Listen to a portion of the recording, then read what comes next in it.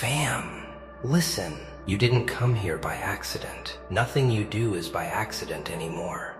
And somewhere, deep in a place you've stopped pretending doesn't exist, you already know what this is about. So let's not waste time.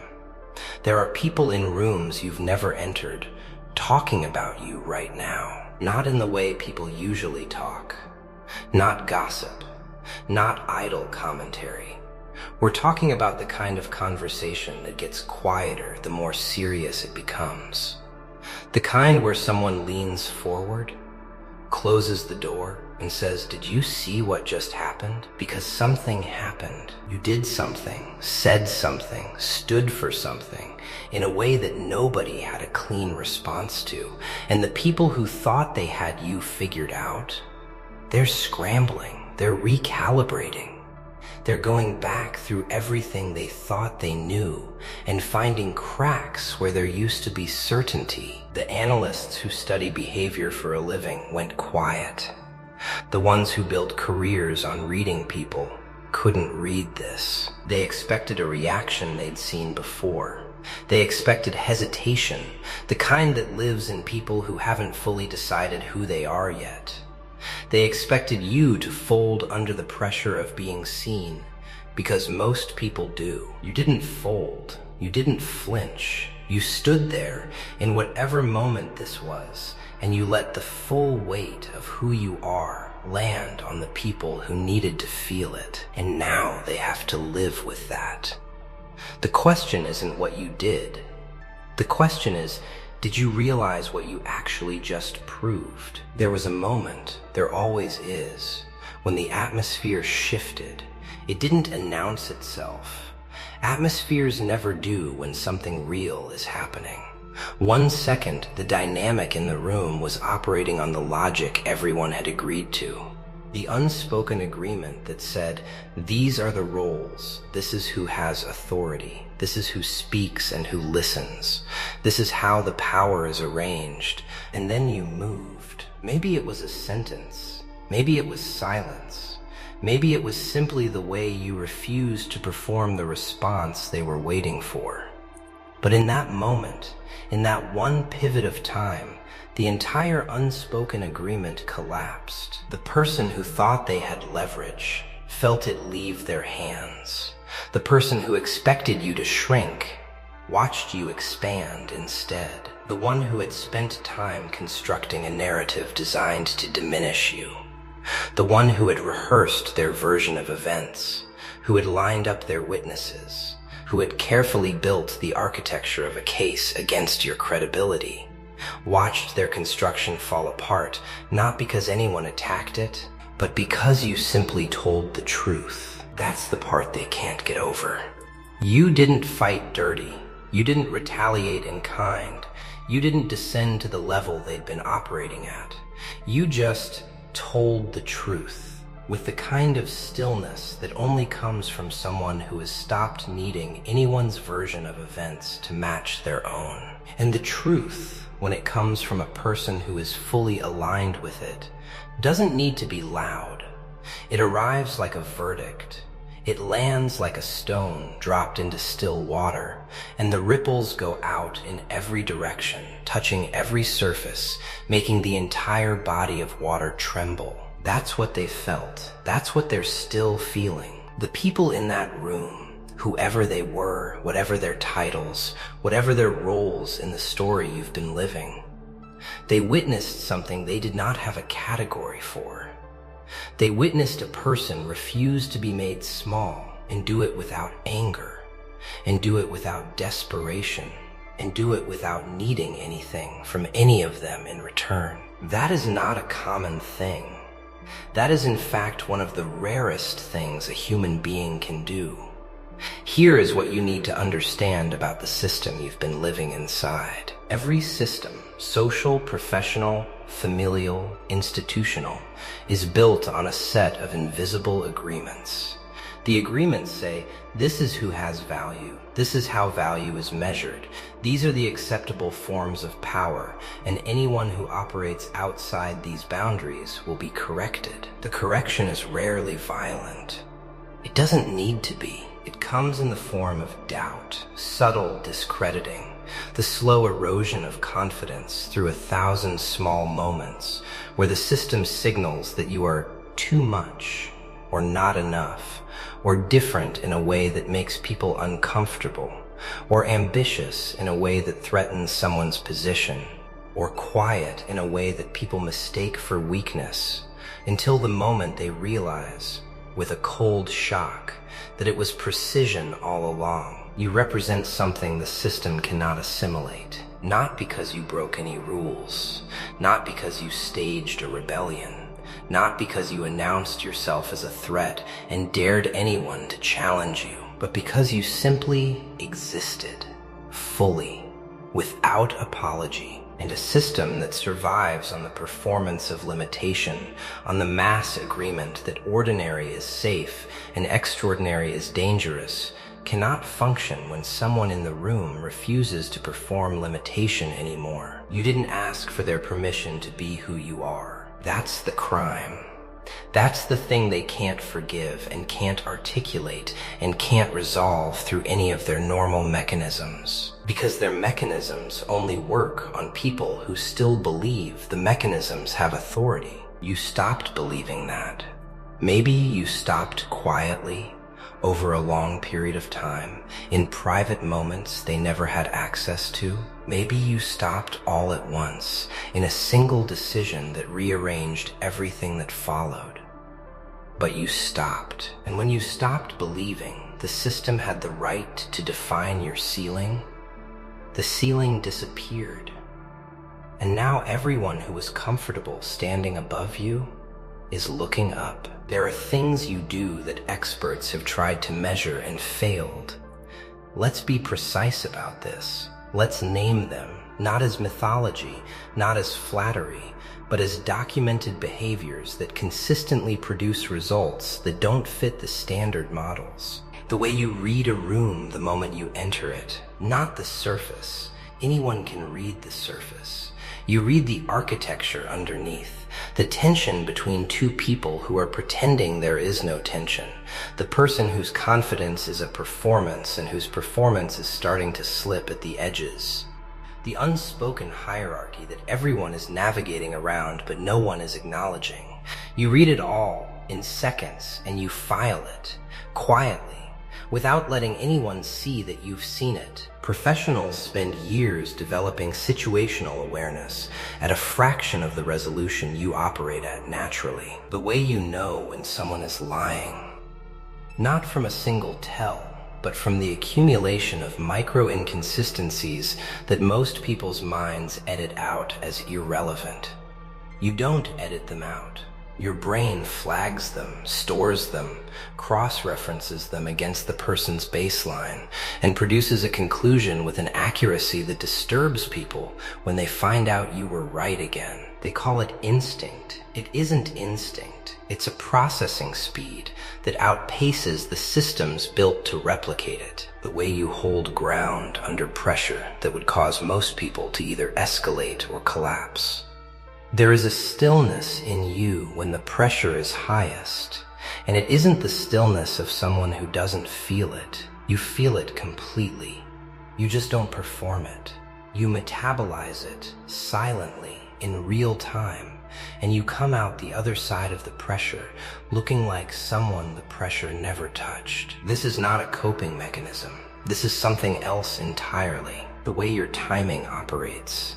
The decisions you make about when to speak and when to be silent, when to move and when to wait. That timing has a quality to it that people describe afterward as inevitable. Like watching someone play chess 10 moves ahead of everyone else at the table. Like watching someone choose the exact moment the current shifts and step into it perfectly. They study timing. They model it.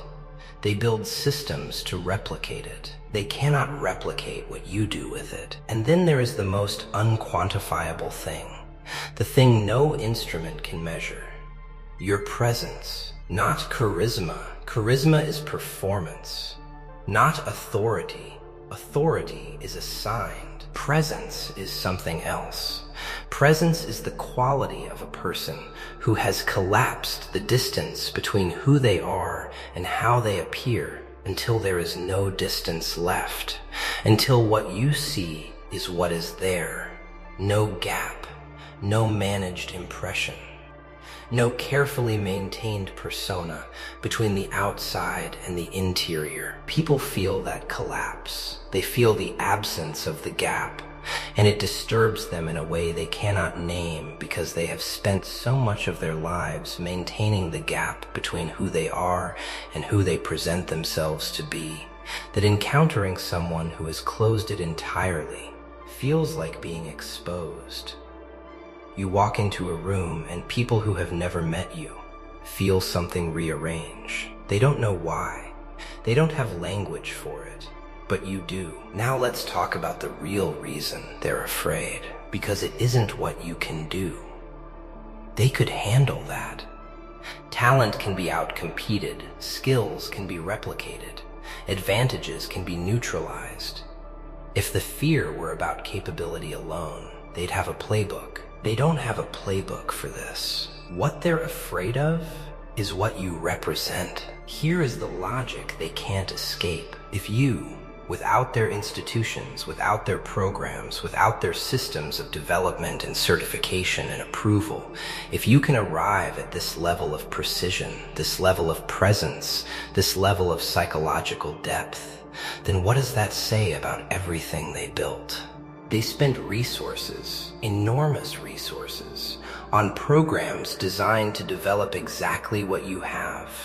They hired people, they built frameworks, they designed processes for identifying, cultivating, and deploying human beings who operate at the level you operate at. And then you showed up without their program, without their certification, without their permission, and you matched it, or exceeded it, or did it in a way their frameworks couldn't categorize because their frameworks were designed to produce a specific kind of result, and you produced something adjacent to that result, but fundamentally different in nature, because what they produce is trained. What you are is actual.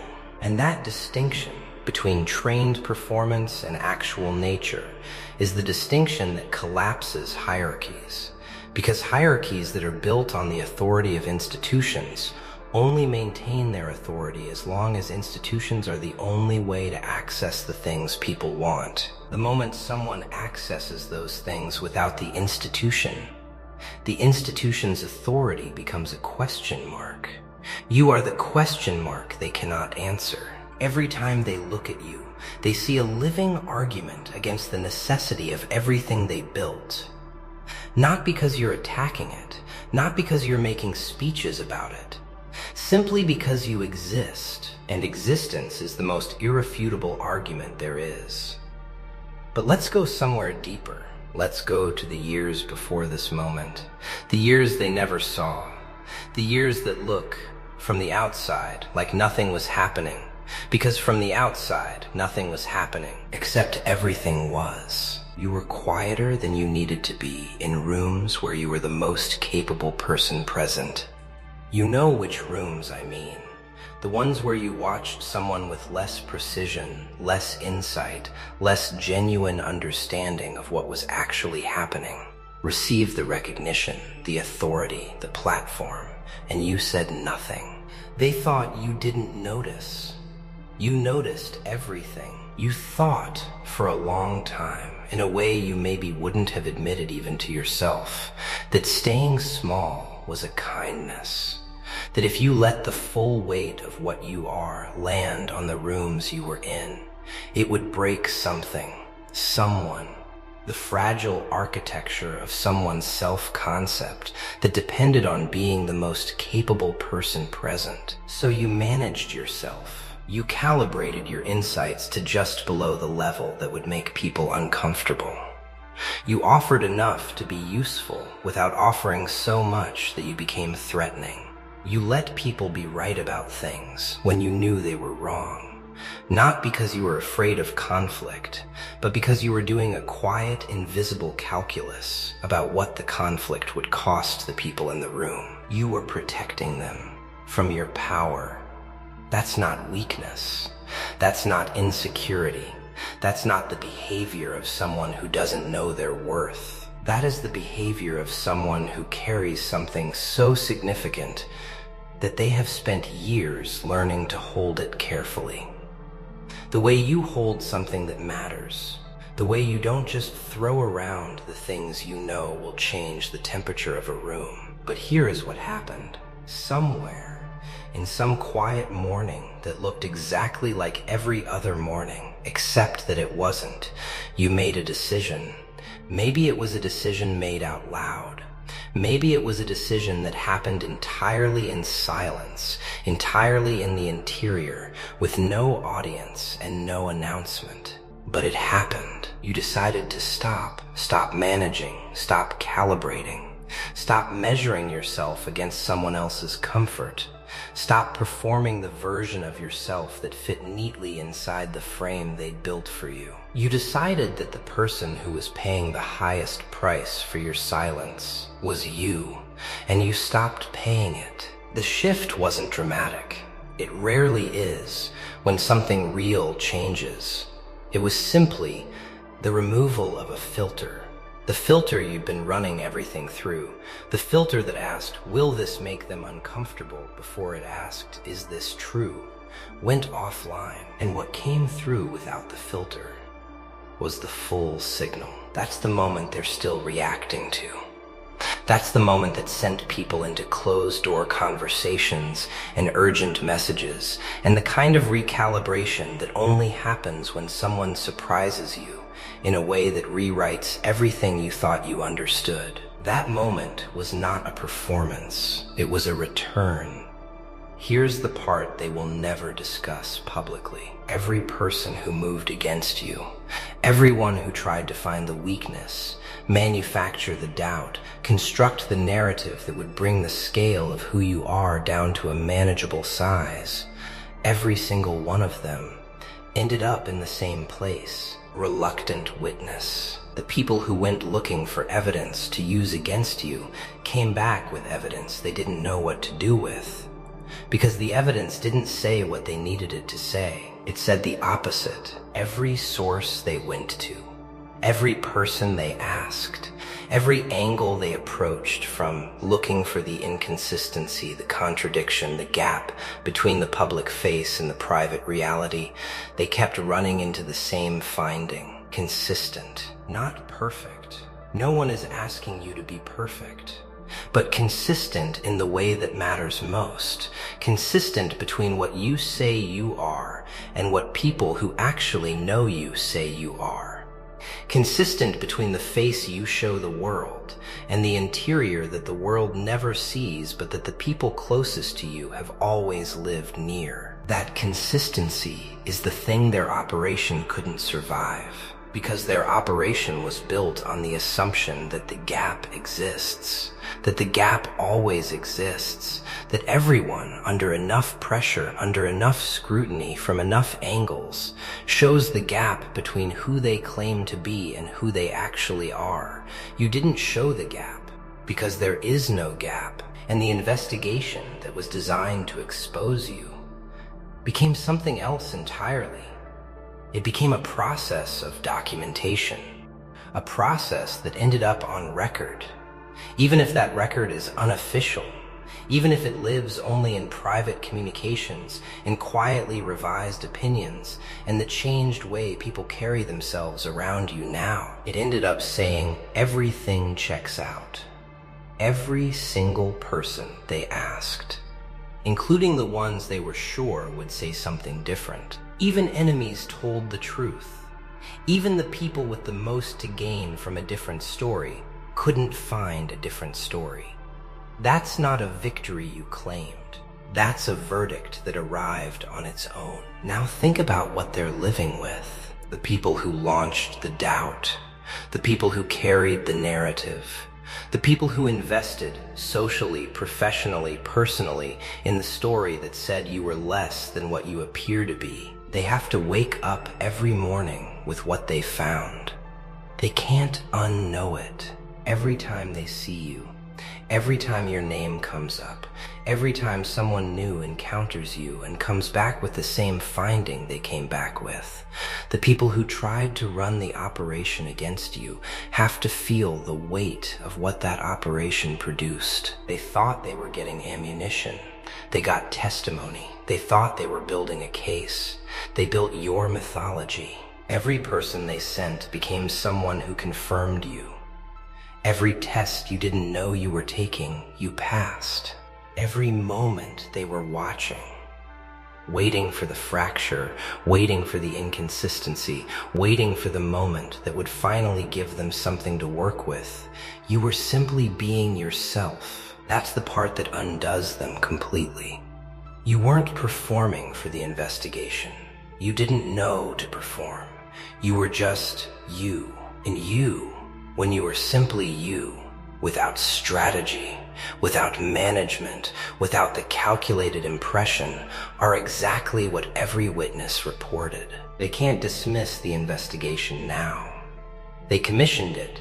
They trusted the sources. They built the process. And the process produced a unanimous verdict they didn't order. Now they have to live inside that verdict every day, every room where your name comes up, every moment their confidence in their own judgment confronts the fact that their judgment was wrong, and they will spend a long time trying to make peace with that. Meanwhile, you've already moved on, because you never needed their verdict to know what the verdict would be. Step back. Zoom all the way out, because what just happened is not only about you, even though right now it feels personal, and it should feel personal because it is personal, but what just happened is part of something larger. There are others who have been living inside the same compression, the same invisible agreement that said, be less, take up less space, run the filter before you speak, measure yourself against their comfort before you measure yourself against the truth. Others who have been doing the exact calculus you were doing, that quiet, exhausting calculation about how much of themselves they can afford to let land, without ever being able to name what they were doing or why it was costing them so much. They are watching, not just this video.